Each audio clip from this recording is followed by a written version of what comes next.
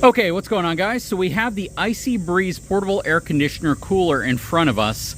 A few things that I definitely think you guys should be aware of if you're going to get into something like this is understanding that it doesn't have a seal like a traditional cooler. And what I mean by that is most coolers, like your Yetis and your high-end coolers that are, real thick, they seal pretty well. So if you were to tip the cooler up, very little water might escape. But this one actually uses this edge around it as the area for air to be drawn in, so it can put it past the heat exchanger and blow it out on you. And because of that, look what we've done here. We filled the cooler up with ice and water. You need to have water in the unit so it pulls it through the heat exchanger and the coils right here, and then of course the ice keeps the water cool. But when you tip it up, you're going to see water pours out pretty quick. And again, that's because these little grooves you see here are designed to allow water to actually, or air to be drawn into the unit, so you actually have air that can blow out of it. It's just kind of the nature of the beast. It's how something like this needs to be designed. But what's going to be interesting is how long ice water or ice can last in this cooler before it melts completely. These gaps are pretty dang large, and I couldn't really see how this could hold ice for as long as a traditional cooler, mainly because you don't have that seal going all the way around it.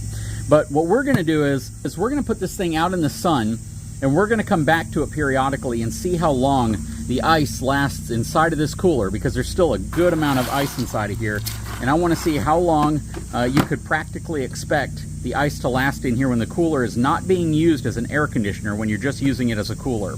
So that's going to be interesting to find out.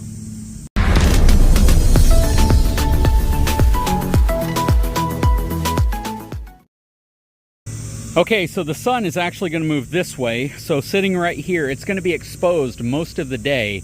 And it's going to be, again, kind of interesting to figure out exactly how long the ice lasts. So I am keeping track of time, and I will give you guys a report whenever we get back to it. Okay, real quick, we're going to check on the IcyBreeze. It has been 3 hours sitting out here in the sun. As you can see, the shade is all gone now. I had to move the cooler a little bit, but I think the shade was like right here, and the sun is no longer in the same spot it was. This thing is extremely hot. How's the ice doing? Let's see. It's melting a little bit, but it's holding up on its own. It's doing a pretty good job. So we'll come back. And I know that they make claims that coolers can hold ice for days, like 4 or 5 days, something like that. I think on this one they claim it holds it for like 4 days, I believe, 3 or 4 days. But the reality is, as long as it holds ice and it keeps stuff cool for a full day, I think that's all that really matters to most folks. Unless you're leaving it out on like a construction site and you're going to have it stocked with drinks for the whole duration of the week that people are working. But for most folks, I think that as long as this thing can hold the majority of the ice after a good hard day's work, I think that's what really matters. So we'll come back and check on this thing. I want to see 8 hours of this thing sitting in the sun if it still has ice in it. So we'll find out. Okay, so we have 7 hours with this thing sitting out here. You can tell the sun has shifted because it's now right there and all the trees are shading where it used to be. Let's check out the ice. I closed the lid right here and it kind of popped the little drain open. That's why you see a little bit of water right there. So there's still a good amount of ice in here. Definitely not as much ice as when we originally started with this test. A lot of it has melted. I would probably say that, in a given day, you would probably get maybe, I don't know, maybe 10 hours, I'm guessing, 12 hours out of ice in here. It's been sitting out in the sun too, so I've constantly kind of had to shift it over as the sun's moved over. But it seems to be doing a pretty good job, honestly. It's not what I would consider to be a bad cooler. It's just, understandably not as sealed as most coolers, because you have to have that intake area right here and right here for air to come in so you can use this as a fan. And what's cool about this, pun intended, is the fact that I can still put it on an air conditioning mode and have really, really cold air coming out of it, because the water inside of there is still ice water. It's still really, really cold water. So the air is flowing by the air handler or the heat exchanger in a way that is still blowing out really, really cold air. So you could actually be pretty dang comfortable with the air coming out of this, using it as an air conditioner, even though the ice is, you know, probably about 80% melted.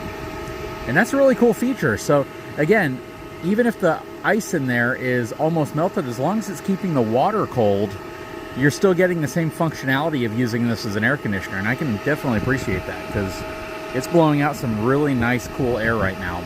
Okay, so the sun has gone down, the cicadas and the mosquitoes have come out, and we have our IcyBreeze right here, which sat in the sun for, I'm going to say, probably 7 good hours of just pure daylight hitting it. The sun's been down for a while. There's no more sunlight out. It's pretty much shade. You can even see some of the lights are coming on, the nighttime lights. And there is a little bit of ice left in here. The water is still really, really cold, of course, because if there's any ice in here, it's really cold. All the water bottles are still really, really cool. So total time out here, looking at my watch, was 11 hours. So it's been out here for 11 hours, and it's held ice pretty good. Now, this is considering the fact that the ice wasn't what this thing was completely full of. It had ice, but we also had water in it. So we probably had about 5 inches of water, 4 inches of water in here, and the rest of it was ice. And we took some of the water bottles out throughout the day.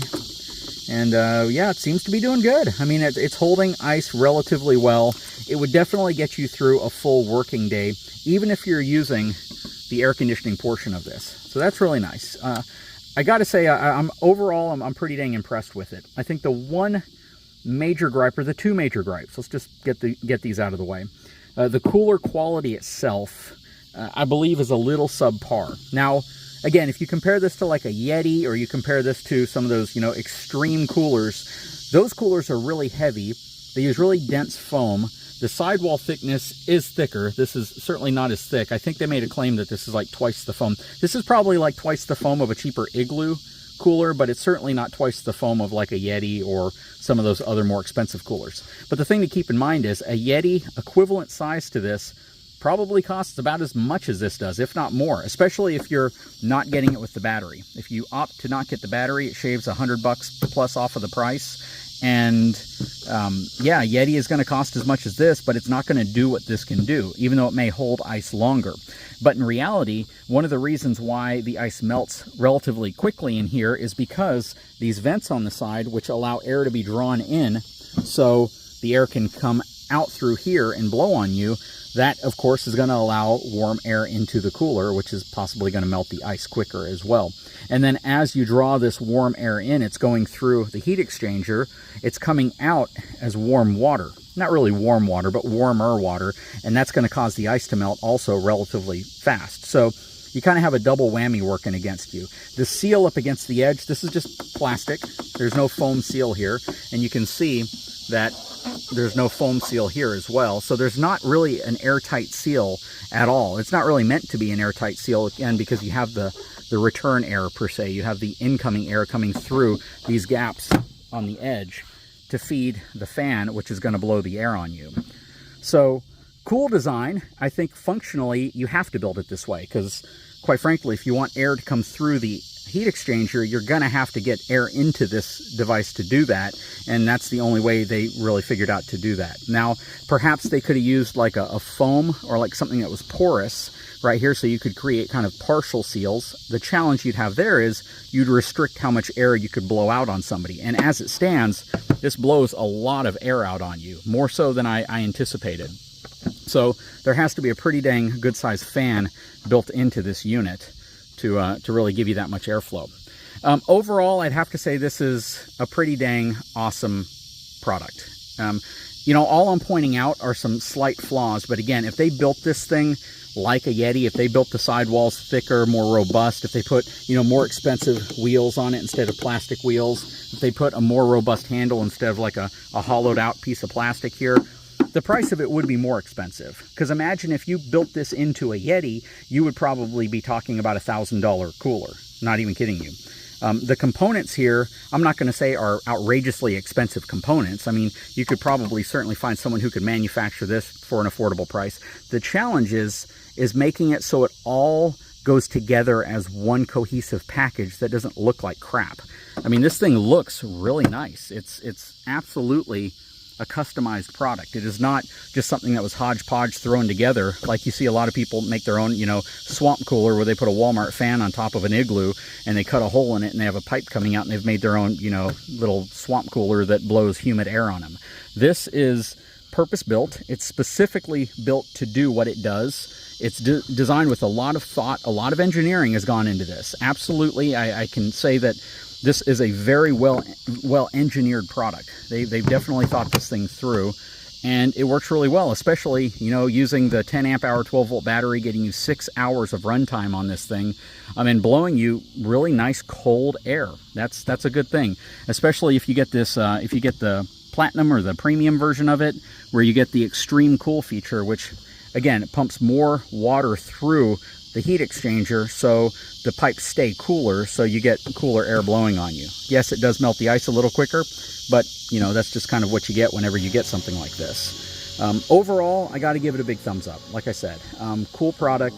Be careful with it though. I do feel like certain components of it are going to be a little more susceptible to failure, only because it's, I mean, I hate to say it, but it feels a little cheap. That's the only thing. It feels like it's a little bit cheap in terms of overall construction, even though I can see that it was designed well and it's meant to accomplish a task that it does very well. So just keep that in mind. Overall though, I like it. I really do. So not a sponsored video. I paid full price for this thing. No discounts. I wish I had waited like a week, then I would have gotten like $100 off because they ran a sale. But that said, I think we're going to put this to really good use. We're going to have a lot of future tests with this. One of them is to put it inside of the mid bunk of the fifth wheel, where we don't get quite as good airflow from the air conditioning system, and see how it cools that room down, especially considering, if you saw the previous video we did, this thing pumps out very, very dry air. Well, not incredibly dry air, but a lot drier air than you would ever get out of a, you know, swamp cooler or any of those types of, you know, air conditioners that essentially throw water on you. Yeah, we were getting like 55–60% humidity out of this thing in an environment that's like 85 to 90% humidity. So again, very, very impressive.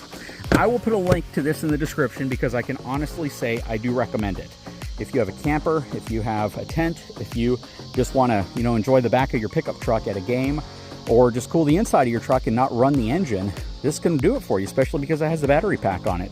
Just keep in mind, keep the ice flowing inside of it, and you have something that can really, really do an effective job of cooling you down. Guys, if you haven't had a chance, please take a moment, subscribe to the channel, give me a thumbs up. We'll talk to you again very soon.